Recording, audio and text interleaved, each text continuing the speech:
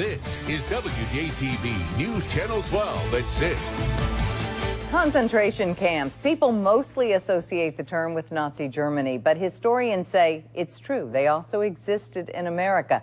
During the Civil War, authorities in Natchez, Mississippi forced tens of thousands of freed slaves into camps built in what's known as the Devil's Punch Bowl. Jacob Kittelstad explores this forgotten history this Mystery Monday. Untouched fruit falls to the ground near the banks of the Mississippi River.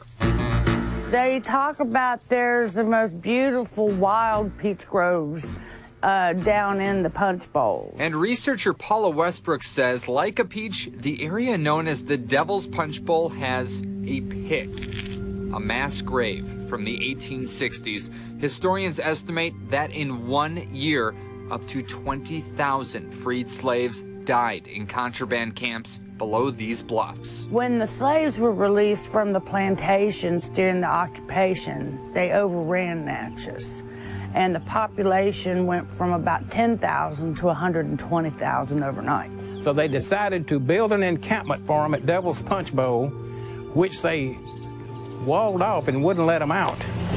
Don Estes is the former director of the Natchez City Cemetery. I just put my own tombstone right there. You see Estes? Learning history's been his life. He says Union troops ordered recaptured black men to perform hard labor. Straight down right here. While women and children were all but left to die in the 3 Punch Bowl prisons. Disease broke out among them, smallpox being the main one, and thousands died. They were begging to get out. Turn me loose and I'll go home back to the plantation, anywhere but there. But they wouldn't let them out. The Union Army did not allow them to remove the bodies from the camp. They just gave them shovels and said bury them where they drop.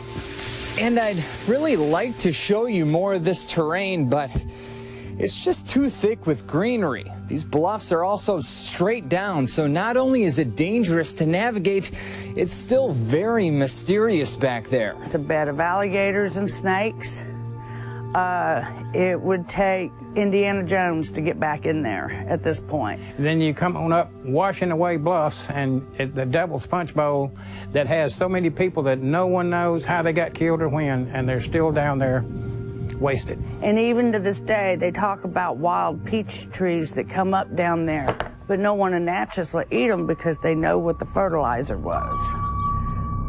Exploring the unexplained on Mystery Monday, Jacob Kittelstad, WJTV News Channel 12.